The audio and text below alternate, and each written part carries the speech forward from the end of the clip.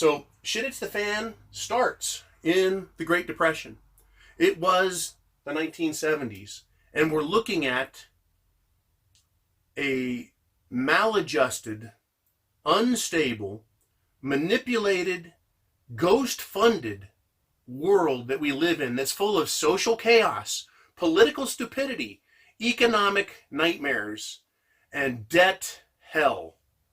That's where we're sitting at today. And you combine all that together, and it's what I call shit hitting the fan. You got elements of war in there, elements of economic and credit collapse. You've got all of this together, but how long can it last? We know it's going to happen. Whether it's light, medium, or full-on Captain Caveman, right? We don't know which one we're going to get. But it's coming. It is inevitable. Now that we've established that, I think we all have, it's coming in one form or another, and I've shown you examples of it. This was shit, it's the fan light, the 1970s. Unemployment, money, fuel, social chaos, political stupidity. That's right. You had the Nixon Watergate thing. Watergate is nothing compared to what's been done to Trump. Trump is like Watergate times 100. But everything is like that now. Everything has exponentially skyrocketed. It's absolutely skyrocketed in intensity and value. So we're hoping for shit it's the fan light. We want to prepare for as much as we can. But how long? How long does it last? It lasts until we have stability. Stability stops shit hitting the fan. What can be used to stabilize all of the chaos of shit hitting the fan? Back here, back in the 70s, it was debt spending, increasing credit limits, spending, or borrowing. And we borrowed our way to prosperity, or so they say. People borrowed more money for houses. There was a housing shortage. Housing values went up. People thought they were getting rich. Inflation took off and wages went up. Everyone thought we were getting rich. But it was just a climb. The standard of living is one way we can look at things. Are things better? Not now. People don't get vacations. Vacations? Who the fuck gets to take a vacation now, right? Right. The real wage value hasn't gone up in like 20 years. It's not that you're keeping up and doing really well. The value is actually going down. You're getting less value for the hours you put in a world that is technologically a marvel, where we're more productive because of computers and because of systems and science. It should be better. We should be accelerating as people, getting more for our efforts because we're more valuable, because we know more, and we're more efficient and productive because of computer technology and an understanding of the world we live in, supposedly. Yet here we are, getting less value while we go into more debt. How long is shit it's the fan going to last? Until there's stability. Now, they're going to try and force stability on us versus natural stability. Every time we've had this massive economic, social, political, and war crash, they have forced stability onto us. In the 1930s, we had the Great Depression, shit hitting the fan.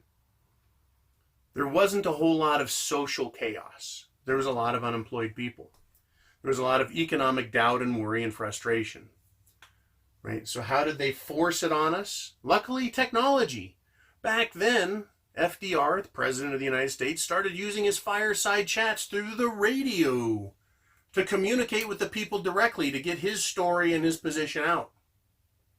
As a result, the people started to gain some confidence. As they started to spend money, the government created jobs, borrowed money from the future to pay for those jobs, and develop the roads and highway system we have, which is now dilapidated, outdated, falling apart, crumbling infrastructure, but that's okay, right? But that was how they forced it to start going again.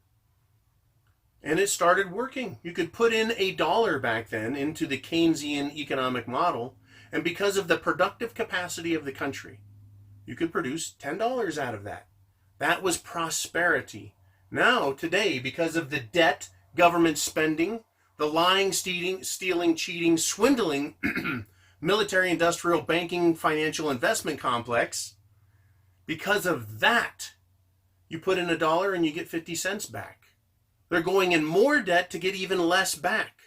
So they go into more debt and we get even less back. So the force they used to get us out of trouble in the 1930s was minuscule compared to the amount of force that was used to get us out of the 70s, right? That's when big debt spending started, but it got us out of that.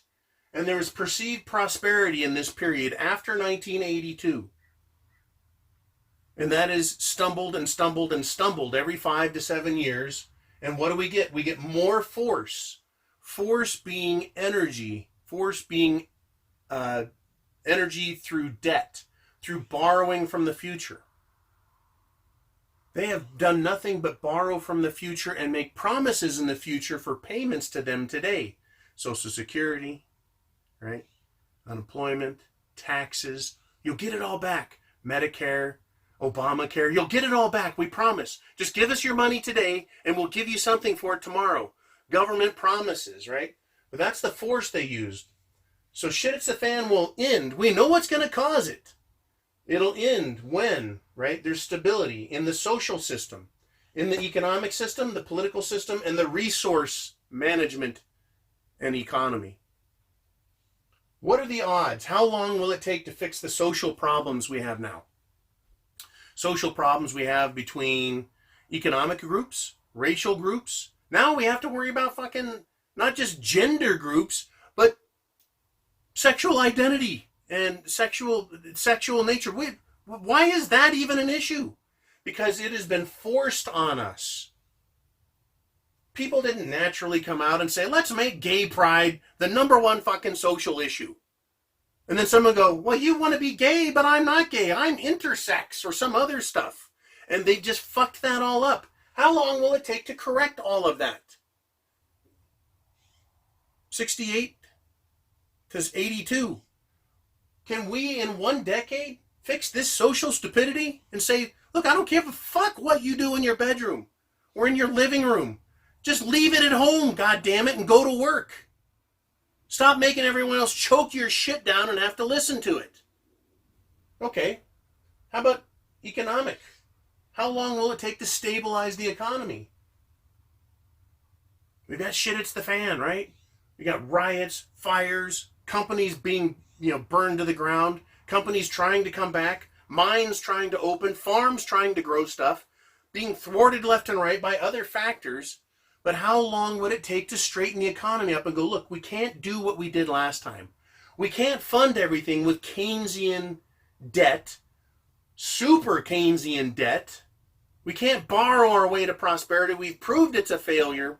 How do we get businesses to grow, to prosper, to pay a good wage, to put enough taxes in the hand of the government so the government can exist and perform what should be very small duties, like whatever's in the Constitution, postal service, national defense, not national security of the whole planet, blanketing them with missiles and tanks and aircraft carriers and submarines, making everyone shake and quiver in fear from us. That's what we have now. Literally, they want the fucking world to shake in terror at what the U.S. could do. That is extremely expensive. We need to knock that shit off so that the economy can grow and prosper. We develop or redevelop a middle class. There is no country, no empire that can exist without a middle class. The super wealthy have always wanted them to have all the power and then to have their servants and serfs and peasants down here and a gulf between that cannot be gapped. You can't jump from one to the other. That's what the middle class is about. And economies and empires grow when there's a middle class in place where people can gain more wealth, more power, more control over their own lives through effort that they put into it and they feel and detect and can sense. That is an economy that's growing. What have we seen since the 1970s? A middle class retracting, going down, getting smaller. The middle class that exists has a tax burden that is more than double what it was back here. The middle class is hampered. It is being attacked from above and from below. As if the middle class caused all of the working poor to be in the condition they're in. No, it comes from on high. Government regulation and rules. Corporate greed. A penalizing, punitive tax system and regulatory system. When you make $5 million a year and you have to pay $10,000 for health care, who cares? When you make $100,000 a year and you got to pay $10,000 for health care, ouch! And when you're poor, you have to pay $10,000 a year for health care. You're like, I don't even make $10,000, right? It takes all their money away. So then who do? They yell at the first person they see, the guy in the middle class. Their government goes, no, we're going to tax them. And they start taxing the shit out of us even more to pay for the poor. Well, guess what? There is no middle class anymore. You've got the poor and you've got the upper poor. And there's a fan will end when that middle class starts to grow. The middle class and stability will grow together. Politics. Our country, can we solve in 10 to 15 years the problem in politics? It has gotten progressively worse. We've got people now calling for communism when communism has proven itself time and again to not only fail economically, but fail politically, fail socially. And it murders people. Yet there's this push for it because of ignorance. Right? Like the 60s had its fair share of fucking stupid, ignorant thought that pushed its way on through and created this, added to it, made it worse. We've got to fix our political system and get rid of socialism. Can we do that in 5 years, 10 years, 15 years? And then resources, when it comes down to it.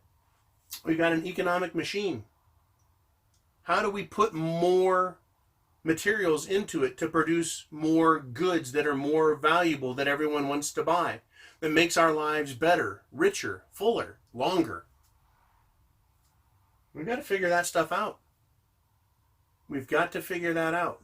They always talk about, well, the life expectancy's going up, and hell, John, you could live to be 200 years old because medicine is getting better. They show that curve going up, but these curves in every empire, they run along, they ascend, they plateau, and then they decline and disappear. It's a bell curve, and it works on empires even. We've gotten to this point where, yeah, people can live 100 years. Science and medicine is good, but they're not getting better. In fact, we're getting sicker. We're getting sicker earlier again. Our health, our standard of living, our quality of life is all going down. We're not having less stress, we're having more. We have more extreme politics, more extreme entertainment, more extreme social lives. The extreme is turned up to the extreme. So when we get our shit hits the fan, here's where all of this comes together. When we get our shit hits the fan, pow, let's take off 1968 to 1982. Let's just say we get a big fat fucking kapow in the fall of 2020, between now and 2020. So let's do that. Let's put 19 and 20 right here. 2019, 2020. Shit hits the fan. It's going to run this way. How many years until we have stability? 5 years? 10 years? 20 years? I've heard people say that the problems we're going to have because of the damage that's been done, it's going to be generations. A generation meaning 20 years. If they say generations too, that's 40 fucking years. Are you telling me that this is going to go all the way to 2060? Or can it be a really bad shit hits the fan and we're done in 10 years? Right? Not 2060. Let's just go with 2030. That still sounds outlandish, does it not? Well, how do we condense 2 generations down into 10 years? A shit it's the fan that's mild will have to be much more stringent in order to condense 2 generations down to half a generation. Basically, a 10, 15-year period here like we did in the 70s. We're going to have some major changes. If the major change is from free market economy, well, we don't have free market now, we have crony capitalism, aka fascism. But if we want to have real growth, real prosperity, real stability of a more natural kind and not a forced kind, what do we need? We need free market economies, not manipulated and certainly not socialist, which is not an economy. It is slave labor, controlled and regulated, centralized power and authority in the government. And if you don't like it, they'll fucking kill you. We've got to get rid of that to shorten things down. What else do we need? We need a stable monetary system. Money you can count on. Not money that's based on a hope and a dream and a prayer that it'll get paid back and that it has value because some bank or government says so. It can't be based on oil or some depleting natural resource. It has to be something that exists, is sustainable, is predictable. As a building block and a unit, gold and silver have always been money, and they can base money on that. In fact, the banks have already taken those steps. They can also put in agricultural commodities that can be predicted, as long as they're not fucking with the weather, predicted what country can produce how much of what. Once again, now we're talking about resources, aren't we? We're down here looking at resources again. That's right. If we can manage our resources and understand our productive capacity, that can be rolled into a currency or a means of exchange in a way that you can have a solid currency. Not some fucking pipe dream out there. Some promise in the future of pensions. Right? We want stability. You want to take 2 generations, 40 years, and condense it down to 10, 15 years? There needs to be drastic changes in the monetary system. No more 0 interest rates or negative interest rates. There needs to be a standard that's established, that's understood, that causes productivity and stability. Again, shit it's the fan ends when stability arrives. We had this pseudo-stability based on a lot of deficit spending, right? But it didn't last, but it created the appearance of. How about real stability, right? Politics, economics, social life, resource management. When shit hits the fan, folks, we're looking at a minimum of 10 years. The worse these people on the left, these wacko fucking screwball leftists and other countries get, the more they want to fight over this, the longer it's going to be and the worse it's going to get, right? You've got an XY axis for the length of shit and the amount of shit. I want shit it's the fan light, but I don't want it to take 40 years to fix. But it might take that long to destroy socialism and let it prove itself. But what kind of loss of time and human life and effort, productivity, how much loss does there need to be to prove this out? On the other hand, if we have a partisan war / civil war / political war / economic war, where we have warfare across all spectrums of human endeavor, that would be very fast, would it not? It would get rid of the weaker, not the dumber. It would get rid of the weaker. But that would condense that time period. How long will it last? You just kill off the enemy, and it's going to be shorter. But you still need to involve stability, right? How do you kill off the enemy in war and bring about stability? Wars have shown us, World War I, World War II, how difficult it is to defeat an enemy in battle, and then the destruction that comes as a result of that battle. So Captain Caveman, shit it's the fan, everyone fucking dies, is very destructive, and it'll add time to our stability desire. So we don't want all-out war, but what are we going to get? We don't know. As preppers, we have to plan for the future the best we can, the ability to think and see, and then have as much food as possible to start this. The first couple years, I predict, are going to be the hardest. Whether it's, super duper hard in the beginning or just kind of hard, and it's just kind of hard for a number of years as we work our way through it. Look what's going on in Venezuela as an example. Venezuela is now about 5 years in to this 15-year period. What have they done? They've destroyed their economy. They've chased businesses out. Government has gone radical socialist. We're about 5 years in, and now someone's trying to introduce stability there. That would be Russia and China. America's not happy because we have an interest there as well. So that's threatening more war. So what have they got? They've got starvation. They've got social unrest. They've got murder, chaos, rape. Right? They've got food shortages. You've got starvation. And they're 5 years in to their shit. It's the fan. And that's a gradual 5 years. It didn't happen overnight. How many more gradual shit years does Venezuela have before they get to the start of some kind of prosperity, the start of some kind of stability? As long as there's other governments interacting, they're going to make this and exacerbate it longer. When the world goes into an economic recession, which could happen tomorrow, this fall, next fall before the election, next fall after the election, into the winter, it's coming. It is inevitable.